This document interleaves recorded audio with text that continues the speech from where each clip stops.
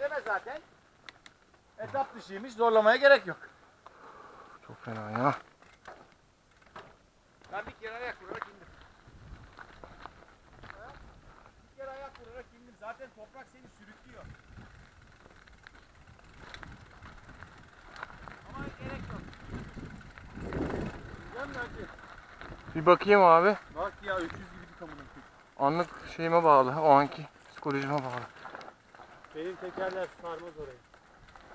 Baksana sen resmen durabiliyorsun.